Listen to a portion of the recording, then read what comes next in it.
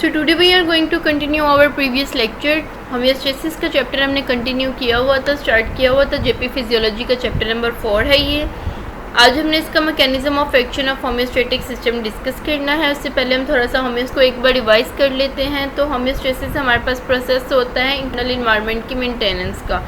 Internal environment हमारे पास basically the fluid outside the cell in which a cell live. So basically हमारे पास इसके कंपोनेंट्स क्या होते हैं। हमारे पास सेंसर्स और डिटेक्टर्स होते हैं जो डेविएशन को डिटेक्ट करते हैं, इंटीग्रेटिंग सेंटर तक मैसेज को कन्वे करते हैं और देन इंटीग्रेटिंग सेंटर जो पल्सेस या केमिकल प्रोसेस या नर्व इम्पल्स को प्रोड्यूस करते हैं ताकि वो मैसेज लेकर आ सकें और डेविएशन को करेक्ट किया जा सके।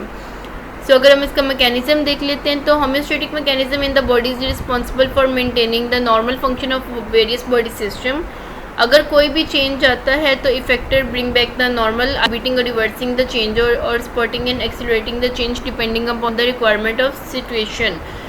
बेसिकली इफेक्टर क्या कर रहे होते हैं कि अगर कोई चीज़ लिमिट से ज़्यादा हो गई है तो उसको कम कर देंगे, अगर कोई चीज़ लिमिट से कम हो गई है तो उसको ज़्यादा कर देंगे। लेकिन ये प्रोसेस प्रॉपरली जो अचीव्ड हमारे पास हो रहा होता है फीडबैक सिग्नल्स के थ्रू हो रहा होता है। अब फीडबैक हमारे पास क्या होता है। Feedback is a process in which some proportion of the output signal of the system is passed back to the input.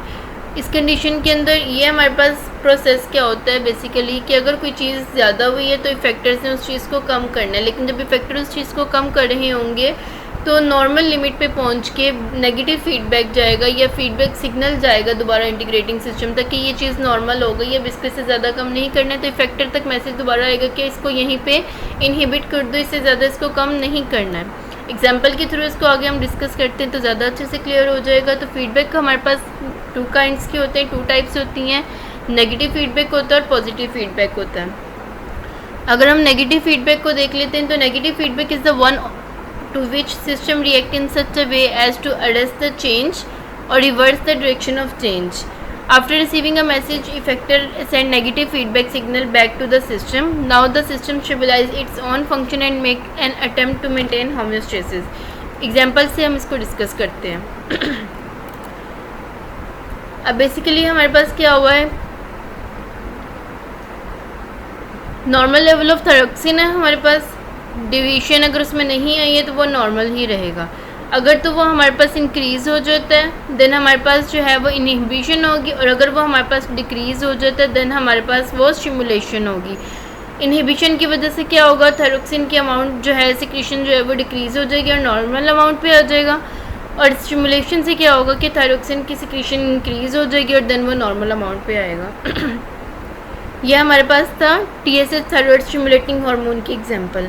Another example से डिस्कस कर लेते हैं। हमारे पास नॉर्मल वाटर कंटेंट है, अगर तो उसके अंदर कोई भी डेविएशन नहीं आई है, कोई भी चेंज नहीं आया है तो वो नॉर्मल वाटर कंटेंट ही रहेगा। अगर वो नॉर्मल कंटेंट जो है हमारे पास इंक्रीज़ हो जाता है, अब उस कंडीशन में क्या होगा, बॉडी के साथ कोई भी या तो स्टिमुलेशन नहीं प्रोड्यूस होगी ना ही थर्स्ट इंक्रीज़ होगी, मतलब ना तो प्यास लगेगी ना ही बॉडी के अंदर जो हाइपोथैलेमस के अंदर हमारे पास कोई भी स्टिमुलेशन प्रोड्यूस नहीं होगी। जब कोई स्टिमुलेशन प्रोड्यूस नहीं हो रही होगी तो हमारे पास ADH सिक्रीशन दिख जाएंगी और थर्स्ट वाली कंडीशन में क्या होगा कि हमारा कम हो जाएगा। जब ADH सिक्रीशन डिक्रीज़ होंगी तो वाटर जो है वो डिक्रीज़ हो जाएगी बाय किडनीज़, और जो वाटर है वो हमारे पास नॉर्मल कंटेंट में आ जाएगा।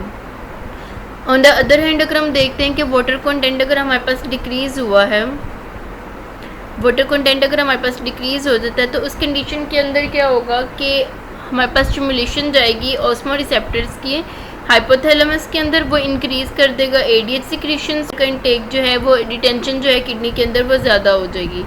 सेकंड कंडीशन इसकी क्या होती है कि थर्स्ट इंक्रीज़ हो जाएगी जो वाटर इंटेक को इंक्रीज़ करवा देगी और देन वाटर जो है वो अपने नॉर्मल कंटेंट के अंदर आ जाएगा।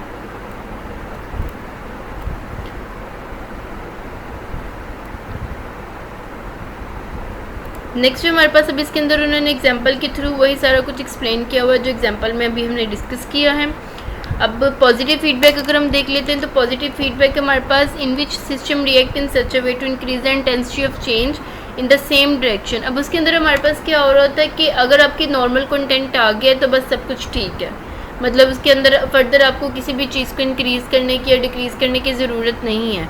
पॉजिटिव फीडबैक बेसिकली क्या होता है कि system react in such a way as to increase the intensity of change in the same direction, कि सेम डायरेक्शन के अंदर आपका वही चेंज जो है वो आता जाएगा। इसको भी हम एग्जांपल से ज़्यादा अच्छे से क्लियर कर लेते हैं। Positive feedback is less common than the negative feedback, however it has its own significance particularly during emergency condition. इसकी एग्जाम्पल अगर हम देखते हैं तो ब्लड वेजल को इंजरी हुई है और ब्लीडिंग स्टार्ट हो गई है, ठीक है। उस कंडीशन के अंदर जो क्या हुआ है कि प्रोथ्रोम्बिन फॉर्मेशन जो है वो activator, formation of prothrombin activator होगा। वो क्या करेगा, कन्वर्ट कर देगा प्रोथ्रोम्बिन को थ्रोम्बिन के अंदर। अब इस कंडीशन के अंदर अगर प्रोथ्रोम्बिन टू थ्रोम्बिन के अंदर वो कन्वर्ट हो गया है तो आगे कन्वेयन होगी फिब्रिनोजिन की, फिब्रिन के अंदर, और ब्लड जो है वो स्टॉप हो जाएगा। लेकिन अब इसमें क्या हुआ है कि प्रोथ्रोम्बिन जो है वो थ्रोम्बिन के अंदर कन्वर्ट हुआ है और देन उसने दोबारा से पॉजिटिव फीडबैक का सिग्नल भेज दिया है फ्रॉम प्रोथ्रोम्बिन एक्टिवेटर को कि दोबारा से और ज़्यादा हमें थ्रोम्बिन्स की ज़रूरत है, तो और ज़्यादा कन्वेयन जो है वो करवाई जाए। तो ये बेसिकली पॉजिटिव फीडबैक होगा कि दोबारा से ज़्यादा अमाउंट ऑफ थ्रोम्बिन जो है वो बनना शुरू हो जाए। One of the positive feedback occur during the blood clotting. Blood clotting is necessary to arrest bleeding during injury and it occur in 3 stages: formation of prothrombin activator, conversion of prothrombin into thrombin, and conversion of fibrinogen into fibrin. Thrombin formed in the second stage stimulate the formation of more prothrombin activator in addition to converting fibrinogen in fibrin. It causes formation of more and more amount of prothrombin activator so that blood clotting process is accelerated and blood loss is prevented quickly. Other processes where अब basically इसके अंदर हमारे पास क्या था कि positive feedback जा रहा है कि वो और ज़्यादा थ्रोम्बिन जो है वो बनाए ताकि और ज़्यादा फिब्रिन्स बन सकें और ब्लीडिंग जो है वो प्रॉपर्ली प्रिवेंट हो सके। सो ये हमारे पास पॉजिटिव फीडबैक था। अगर हम इसका ओवरव्यू ले लेते हैं तो नेगेटिव फीडबैक के अंदर बेसिकली क्या हो रहा है कि वो उस प्रोसेस अगर नॉर्मल लिमिट के अंदर आ गया तो उसको जाके वहीं पे स्टॉप करवा देगा कि अब इससे ज़्यादा नहीं ज़रूरत है, तो बॉडी अपनी नॉर्मल फंक्शनिंग परफॉर्म करना शुरू हो जाएगी, नॉर्मल जो है प्रोसेस चलना शुरू हो जाएगा। और पॉजिटिव फीडबैक के अंदर क्या होगा कि उसे वो चीज़ बहुत ज़्यादा रिक्वायर्ड होगी तो वो सेम डायरेक्शन के अंदर ही वो चेंजेस करता जाएगा, जैसे थ्रोम्बिन का था कि सेम डायरेक्शन के अंदर ही हो जाए ताकि ब्लीडिंग को और ज़्यादा स्टॉप किया जा सके। Thank you.